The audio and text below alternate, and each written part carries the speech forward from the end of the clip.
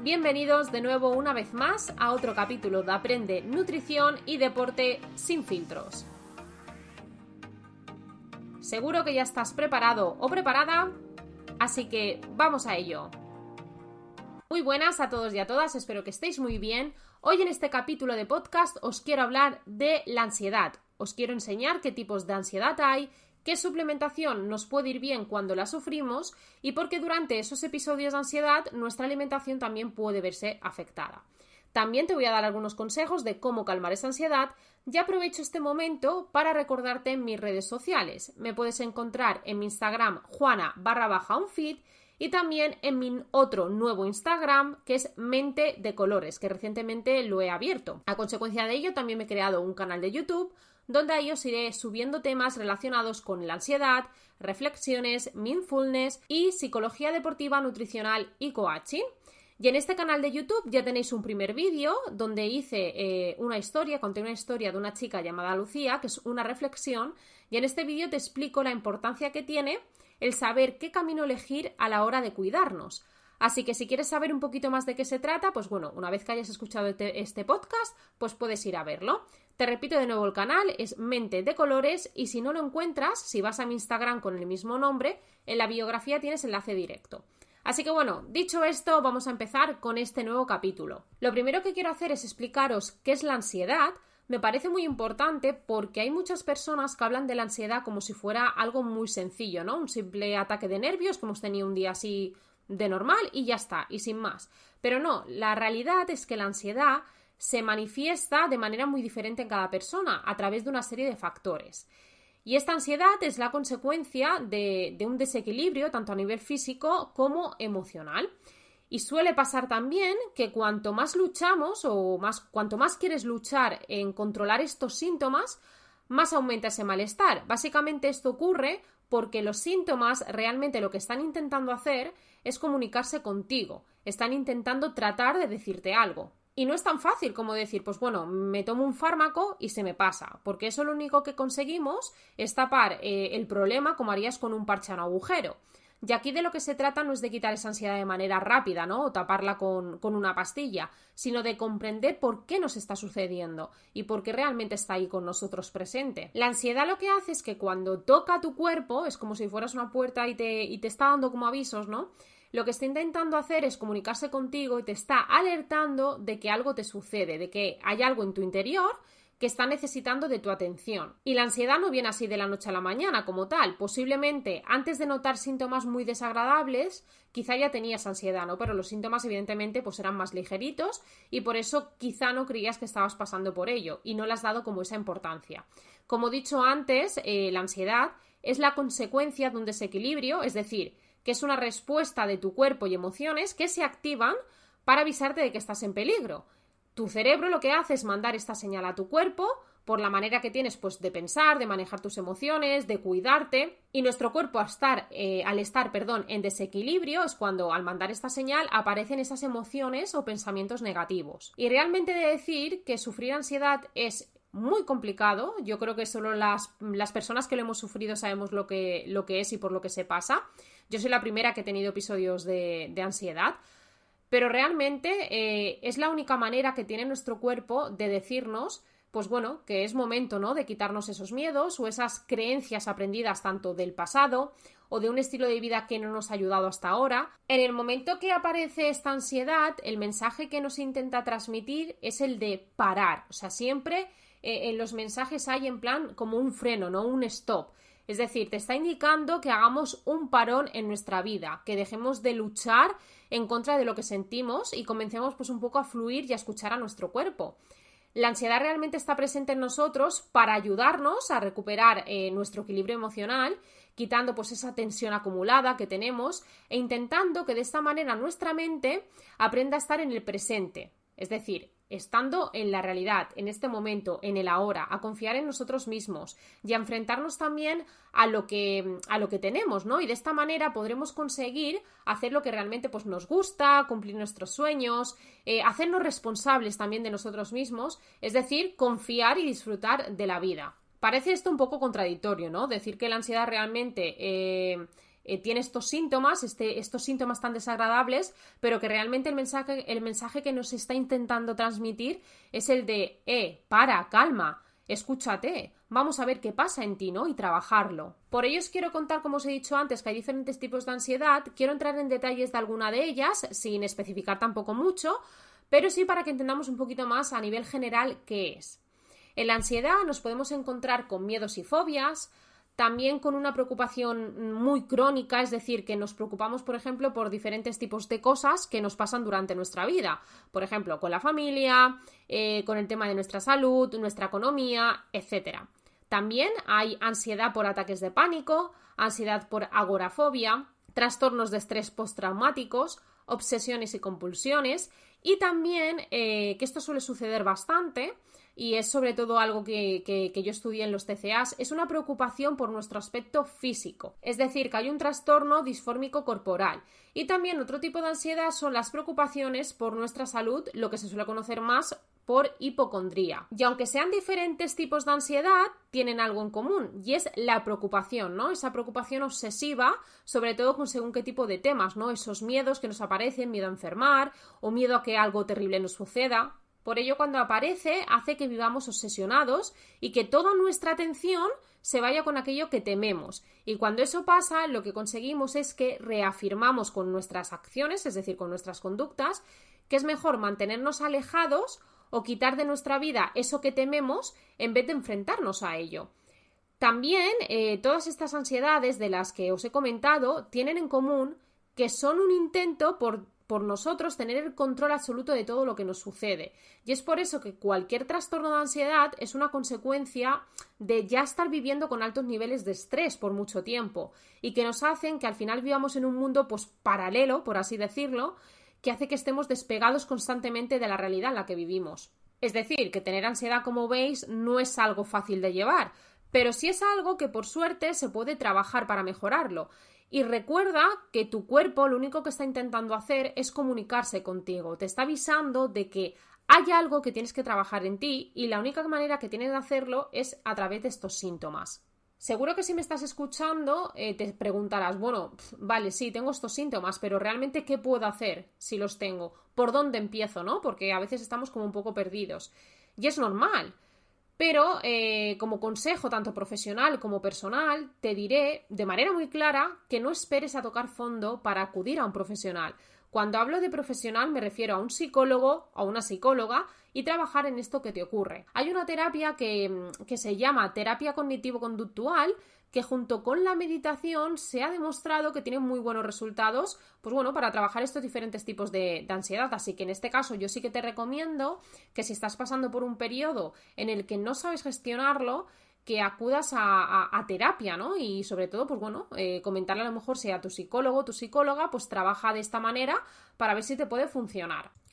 Pero independientemente de eso, al final los psicólogos, cada uno de ellos tiene diferentes herramientas y cualquiera puede ser buena para trabajar sobre lo que te pasa. Porque lo que solemos hacer cuando tenemos ansiedad de normal es que vamos a nuestro médico de cabecera, le contamos lo que nos ocurre y en base a eso lo que suele ocurrir es que nos da un fármaco para mejorar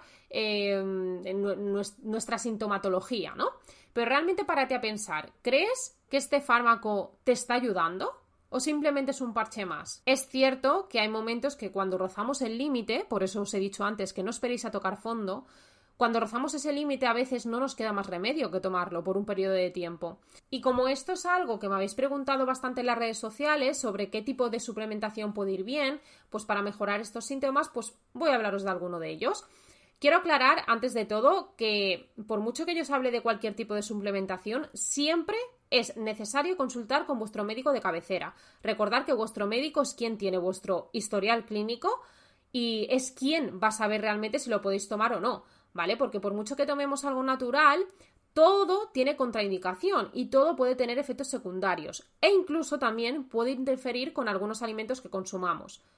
Por eso, por mucho que yo por aquí te diga que X suplemento te puede funcionar, no vayas y lo compres directamente. Anótalo en un papel, llama a tu médico de cabecera y se lo comentas, y si no también pues puedes ir a la farmacia, se lo comentas a tu farmacéutico, lo que te ocurre, lo que estás pensando tomar y que en base a ello pues te aconseje. Dicho esto, voy a hablaros, ahora que conocemos un poquito más qué es la ansiedad y por qué está ahí presente y qué nos quiere decir, os voy a hablar de diferentes tipos de suplementación. Entre estas suplementaciones nos podemos encontrar con rodiola, valeriana, magnesio, vitamina B, L-teanina y la ashwagandha.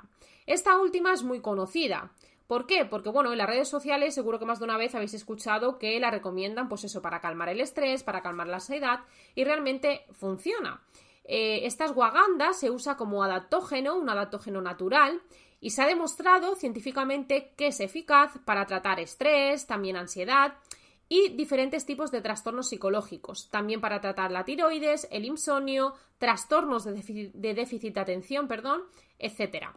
Vamos, que realmente tiene muchos beneficios, pero al igual que cualquier otra suplementación, también está contraindicada en según qué tipo de personas y también tiene interacción con según qué tipo de fármacos, ¿vale? Por ello os quiero hablar de todo esto y comentaros qué pasa con la ashwagandha. Y bien, como os he dicho, la ashwagandha es algo que se promociona mucho por las redes sociales, pero nadie explica ni sus pros ni sus contras y la gente lo compra como, bueno, si comprara un paquete de pipas.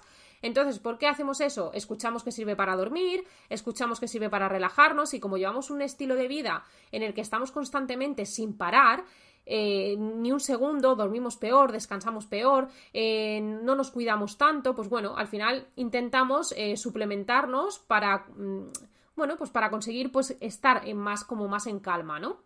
Como os he dicho, la ashwagandha es un tipo de adaptógeno natural, ¿vale? Se usa comúnmente para tratar el estrés, es decir, que su función al final es ayudar y calmar al cerebro, a reducir esa inflamación y también a disminuir la presión arterial y alterar el sistema inmunológico, ¿vale? Es decir, que tiene varias funciones.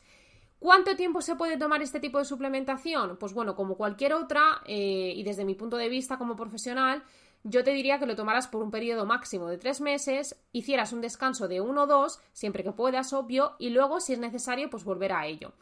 Pero es importante también saber que una alta dosis de esta suplementación, como cualquier otra, indico, podría causar malestar estomacal, tener diarreas, vómitos y en algunas ocasiones, de muy rara vez, se presentan algunos problemas hepáticos, que repito, es raro, pero bueno, como todo pues puede ocurrir, ¿no? Por eso es importante tener estas pautas en cuenta. ¿Quién no puede tomar este tipo de suplementación? Pues bueno, vamos a ello. Mujeres embarazadas, ¿vale? Que estén dando pecho, no se puede tomar.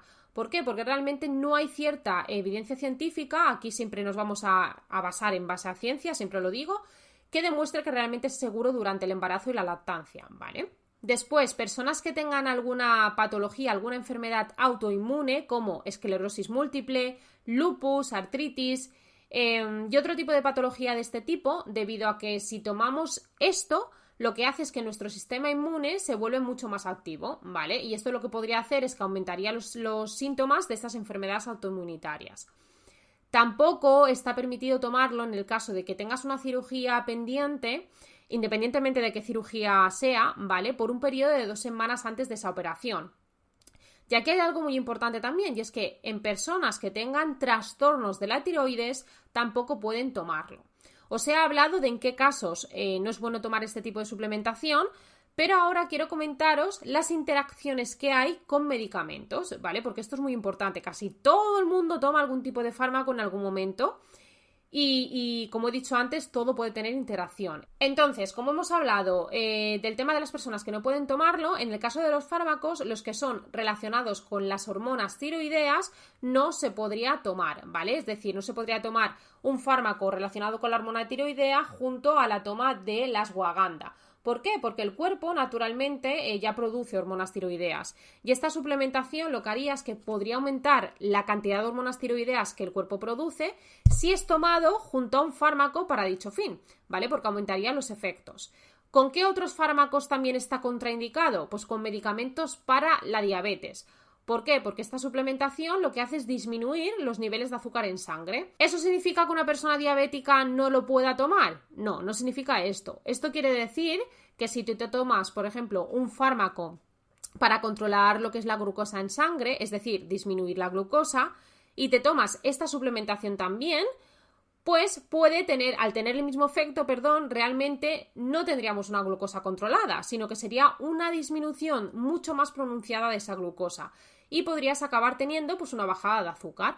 Por eso, si tienes pensado tomar esta suplementación natural, es muy importante que hables con el médico para controlar esos niveles de azúcar, porque casi seguro que habría que subir la dosis farmacológica. También esta suplementación no se puede tomar o está contraindicada, en este caso, para personas que toméis medicación para la hipertensión, puesto que esta suplementación lo que hace también es disminuir los niveles de tensión y pasaría lo mismo que os he comentado con la glucosa, que si nos tomamos un fármaco para regular nuestra tensión porque somos hipertensos y nos tomamos también al mismo tiempo esta suplementación, nos bajaría mucho más la presión arterial, es decir, que no la tendríamos regulada, incluso podríamos llegar a tener hipotensión. Por ello, personas que toméis medicamentos como enalapril, losartán, valsartán, amlodipino, furosemida, es decir, fármacos para la hipertensión, no podéis tomarlo. De los nombres que os he dicho, os he hablado del principio activo, no de la marca comercial, ¿vale? Por eso, personas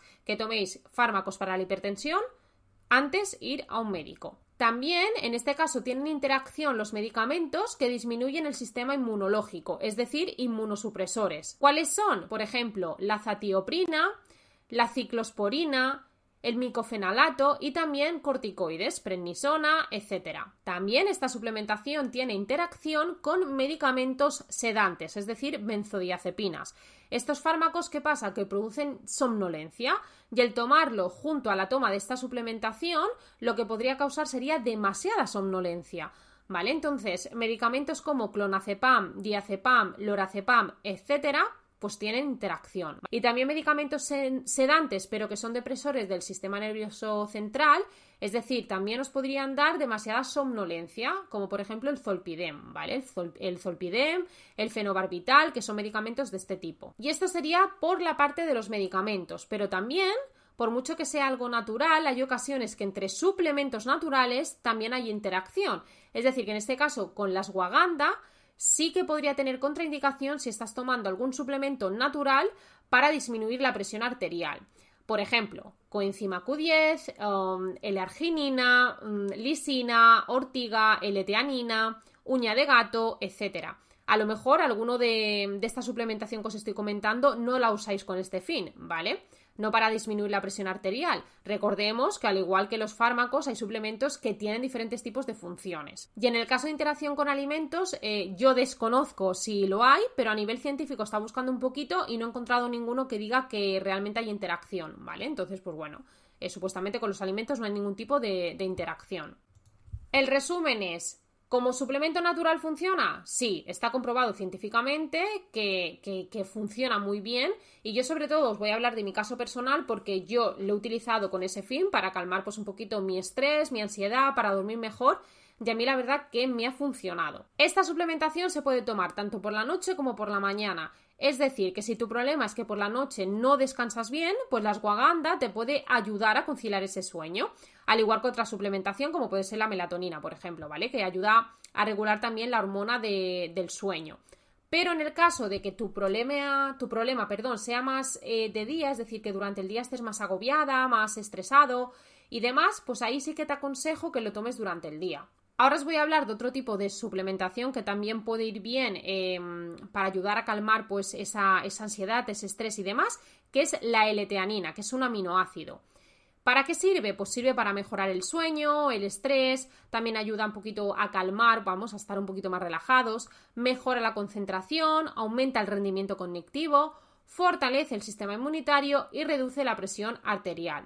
Con este suplemento sí que es verdad que la gente tenía más dudas de si tomarlo o no, porque no se sabía hasta cierto punto si era seguro o no tomarlo.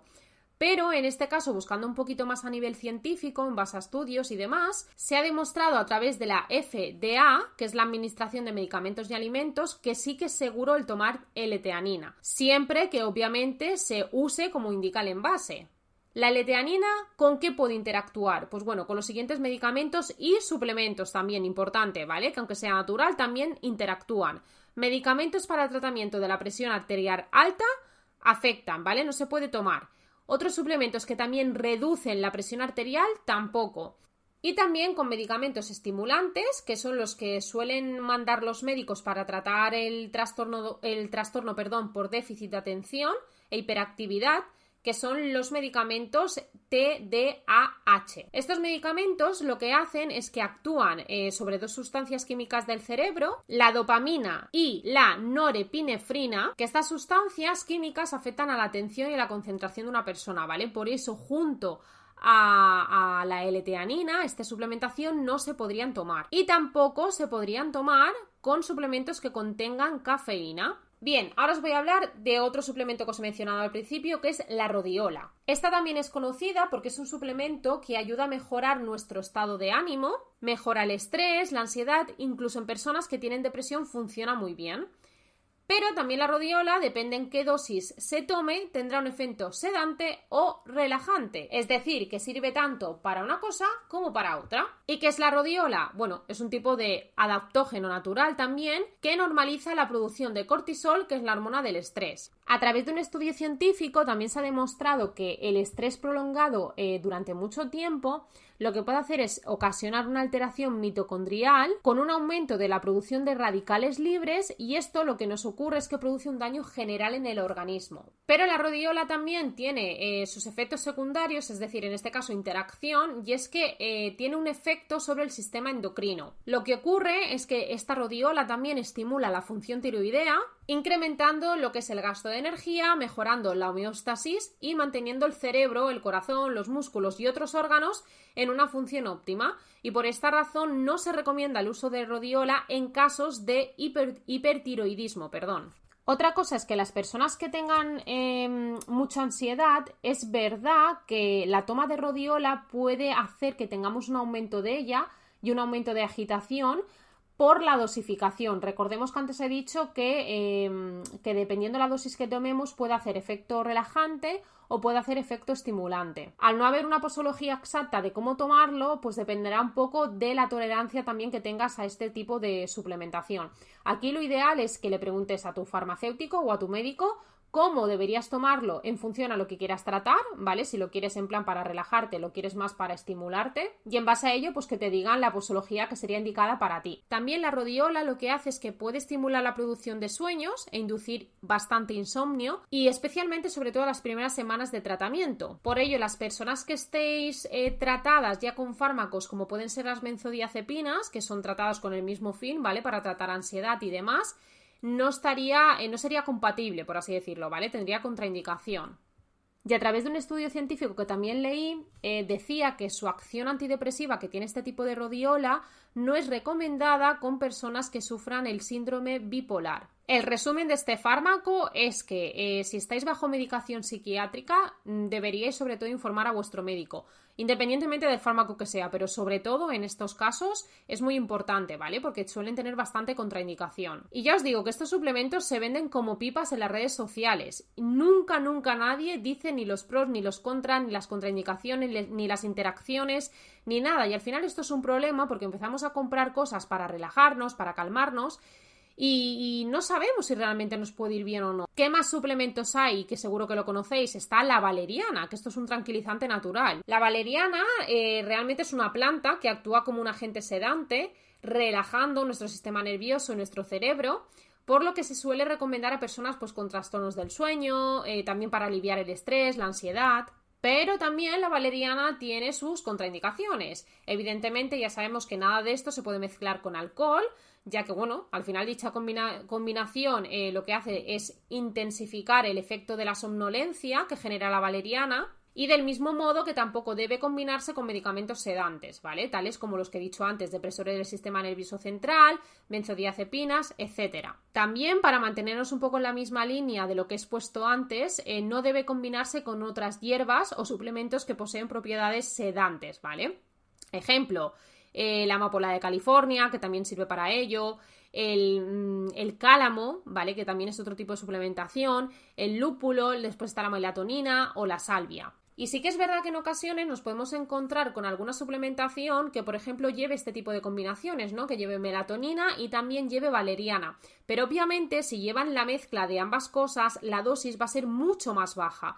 Por ello, lo que no se recomienda es mezclarlo si te lo tomas por separado, porque evidentemente pues la dosis va a ser muy alta. Evidentemente tampoco está recomendado su ingesta ni durante el embarazo, ni la lactancia, ni en niños menores de 3 años. Y otra cosa importante es que la valeriana, que esto es algo que ya os digo, escucho mucha gente que se toma valeriana como si fueran pipas, lo que hace también es disminuir la rapidez con la que el hígado descompone algunos medicamentos. Por tanto, si se mezclan con esta planta, lo que podría pasar es que aumentarían los efectos secundarios de los otros fármacos. Y en este caso, la valeriana recomiendan que no se administre nunca de forma continuada durante más de 10 días. Aquí ya pues dependerá pues un poco de la persona, de lo que te diga el médico, etcétera. Pero bueno, esta es la recomendación general.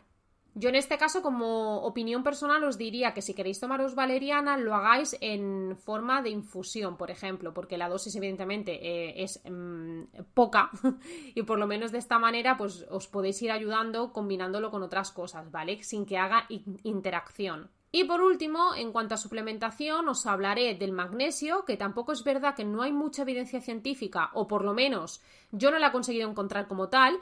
Los pocos estudios que hay a nivel científico dicen que es un mineral antiestrés, que es un tranquilizante natural que relaja los músculos y que es altamente recomendado en tratamientos contra la depresión, la fatiga, la ansiedad. Pero bueno, desde mi punto de vista carece un poco de investigación. ¿Pero qué pasa con el magnesio? Que en este caso lo podemos obtener directamente de los alimentos, sin necesidad de tenernos que suplementar.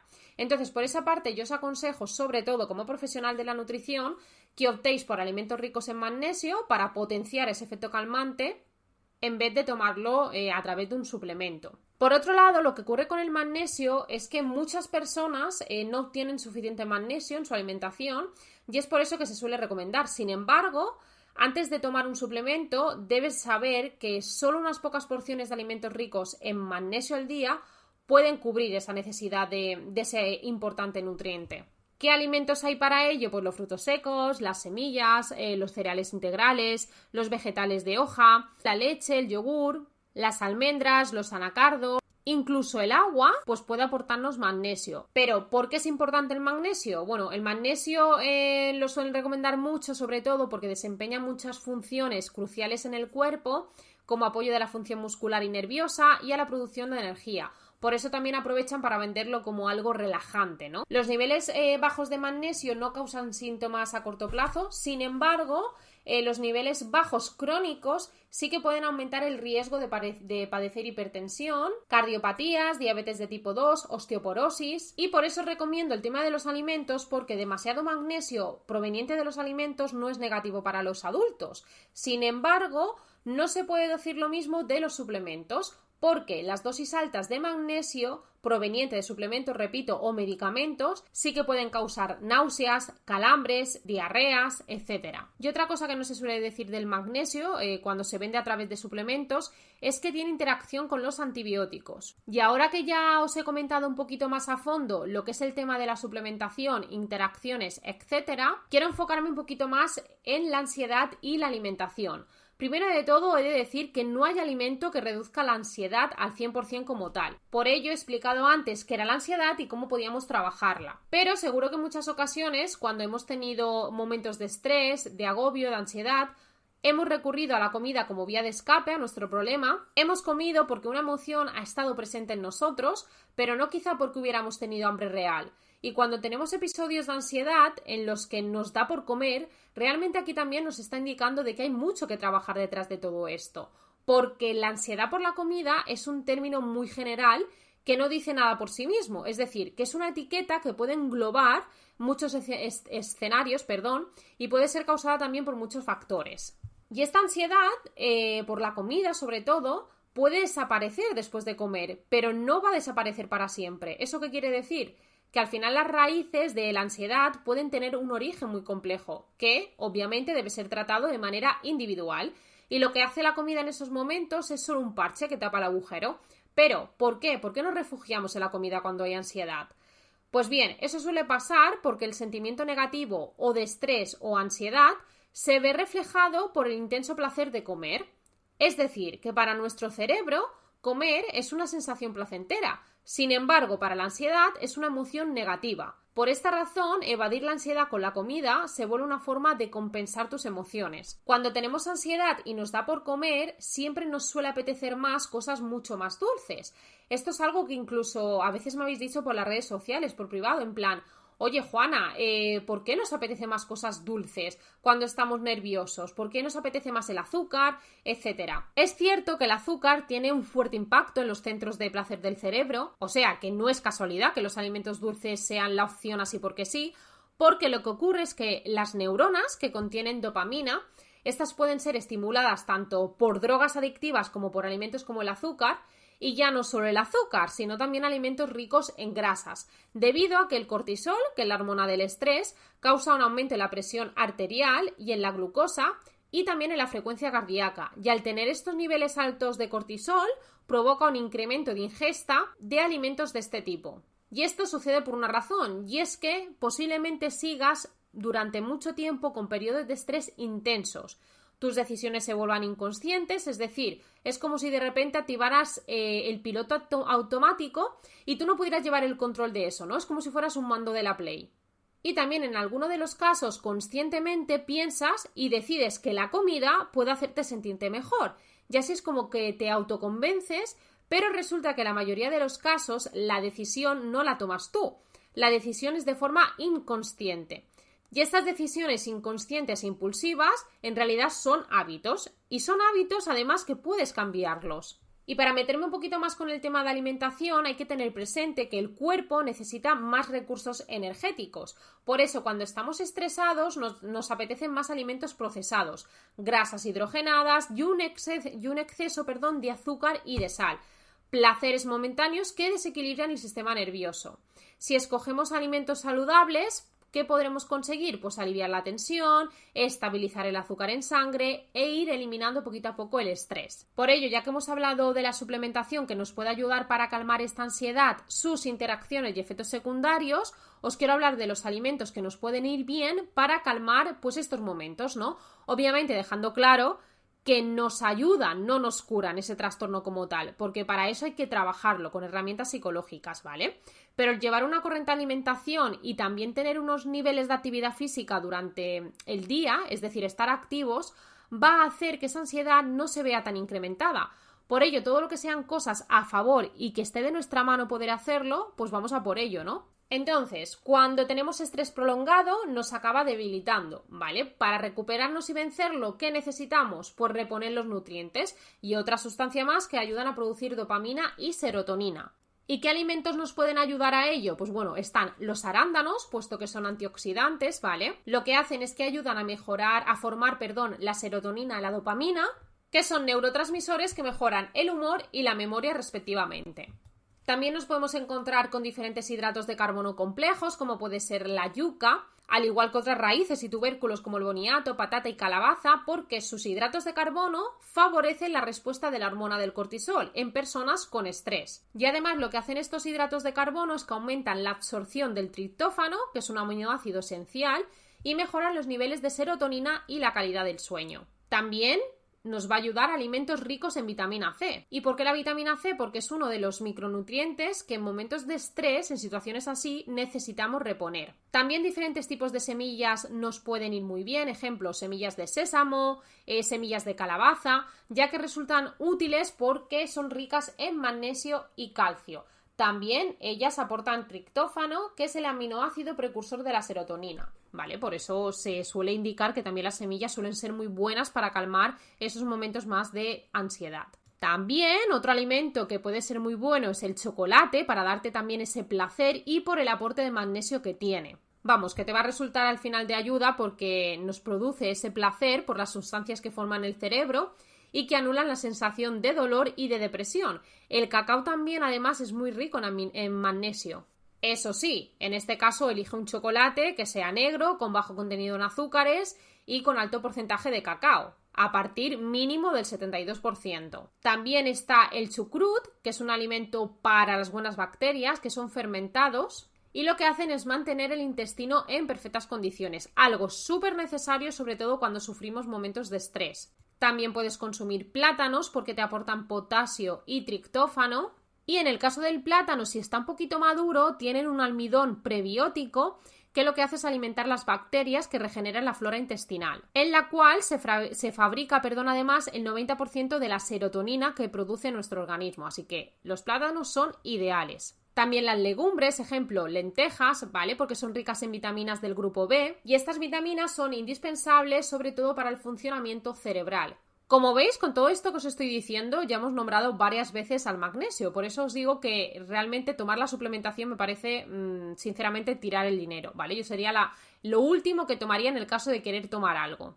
Y otro tipo de alimento también que tenemos es la acelga y otras hojas verdes. ¿Por qué? Porque estas verduras de hoja verde tienen un gran aporte de magnesio. También son ricas en ácido fólico que contribuyen a la formación de neurotransmisores. Así que estas serían las recomendaciones a nivel general de alimentos que te pueden ir bien para tratar lo que es el estrés, la ansiedad, etc.